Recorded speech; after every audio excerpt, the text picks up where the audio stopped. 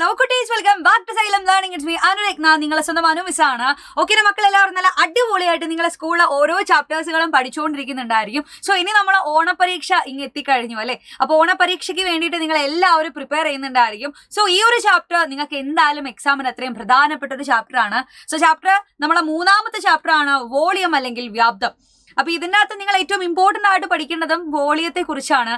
Volume എന്ന് പറഞ്ഞാൽ സാധാരണ രീതിയിൽ നമ്മളൊരു ഒരു റെക്ടാങ്കുലർ ബ്ലോക്കോ അല്ലെങ്കിൽ ഒരു ക്യൂബൊക്കെ എടുക്കുകയാണെങ്കിൽ, ഒരു പെട്ടി എടുക്കുകയാണെങ്കിൽ, ഈ പെട്ടിയുടെ വോളിയമാണ് നമ്മൾ കണ്ടുപിടിക്കാൻ പോകുന്നത് വ്യാപ്തം. എന്താണ് വോളിയം, എന്താണ് വ്യാപ്തം? ഈ ഒരു പെട്ടിയുടെ ഉള്ളിലുള്ള അല്ലെങ്കിൽ ഉള്ളിൽ കൊള്ളാവുന്ന എന്തെങ്കിലും ഒരു സാധനത്തിന്റെ അളവാണ് ഈ പെട്ടിയുടെ വോളിയം എന്ന് പറയുന്നത്. ഓക്കെ, അപ്പൊ ഈ പെട്ടി നിറയെ ഞാൻ എന്തെടുക്കുകയാണ്, കുറച്ച് വെള്ളം ഒഴിക്കുകയാണെന്ന് വിചാരിച്ചു. അപ്പൊ ഈ പെട്ടി നിറയെ ഞാൻ വെള്ളം ഒഴിച്ചു, ഈ നിറയെ ഇവിടെ വരെ ഞാൻ വെള്ളം ഒഴിച്ചു. സോ ഈ പെട്ടിയുടെ ഉള്ളില് ഇതിന് നിറയെ കൊള്ളാവുന്ന വെള്ളത്തിന്റെ അളവായിരിക്കും ഈ പെട്ടിയുടെ വ്യാപ്തം എന്ന് പറയുന്നത്.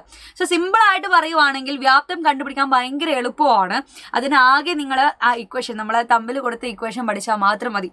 സോ ഈ ഒരു പെട്ടിക്ക്, ഈ ഒരു റെക്ടാങ്കുലർ ബ്ലോക്കിന് ശരിക്കും പറയുവാണെങ്കിൽ ഒരു ലെങ്ത് ഉണ്ടായിരിക്കും, അതുപോലെ തന്നെ ഒരു ബ്രെഡ്ത്ത് ഉണ്ടായിരിക്കും, ദെൻ ഈ ഒരു പെട്ടിക്ക് ഒരു ഹൈറ്റും ഉണ്ട്.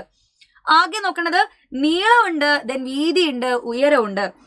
അങ്ങനെ ആണെങ്കിൽ സാധാരണ രീതിയിൽ നിങ്ങൾ വോളിയം കണ്ടുപിടിക്കാൻ എന്ത് ചെയ്താൽ മതി? ലെങ്ത്തും ബ്രെഡ്ത്തും ഹൈറ്റും കൂടെ നിങ്ങൾ മൾട്ടിപ്ലൈ ചെയ്താൽ മതി. ഇതുകൊണ്ടാണ് നമ്മൾ ആദ്യം തന്നെ എന്ത് പറഞ്ഞത്? Volume is equal to length into breadth into height എന്നുള്ള ഇക്വേഷൻ അവിടെ എഴുതി കൊടുത്തത്. അപ്പൊ ഞാനിവിടെ പറയുവാണെങ്കിൽ ഒരു കുഞ്ഞി ക്യൂബ് എടുത്തിട്ടുണ്ട്. ക്യൂബ് എടുക്കുക എന്ന് പറഞ്ഞാൽ ക്യൂബ് എല്ലാ സൈഡും ഈക്വൽ ആയിരിക്കും. ഇപ്പൊ എന്റെ ബോർഡിൽ കാണുന്ന ക്യൂബ് എല്ലാ സൈഡും ഈക്വൽ ആണ്. 1 സെന്റിമീറ്റർ 1 സെന്റിമീറ്റർ 1 സെന്റിമീറ്റർ, 1 സെന്റിമീറ്റർ ലെങ്ത്തും 1 സെന്റിമീറ്റർ ബ്രെഡ്ത്തും 1 സെന്റിമീറ്റർ ഹൈറ്റുമുള്ള ഒരു കുഞ്ഞി ക്യൂബ് എടുത്തു ഞാൻ. ഇതിന്റെ വോളിയം കണക്കാക്കാൻ പറഞ്ഞാൽ നിങ്ങൾ സാധാരണ രീതിയിൽ എന്ത് ചെയ്യും? വോളിയം ഈസ് ഈക്വൽ ടു ലെങ്ത്തും ബ്രെഡ്ത്തും ഹൈറ്റും കൂടെ മൾട്ടിപ്ലൈ ചെയ്താൽ മതി. നീളവും വീതിയും ഉയരവും കൂടെ മൾട്ടിപ്ലൈ ചെയ്യുക, ഗുണിച്ചാൽ മതി.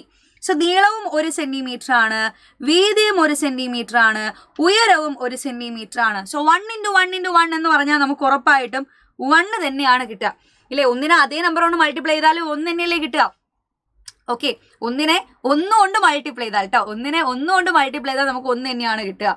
സോ ഇവിടെ നോക്കിക്കാൻ നമുക്ക് ഇതിന്റെ മെഷർമെന്റ് കൂടെ ഒന്ന് പറഞ്ഞേക്കാം. Centimetre into centimetre into centimetre, 3 തവണ സെന്റിമീറ്റർ ആണ് ഇവിടെ മൾട്ടിപ്ലൈ ചെയ്യുന്നത്.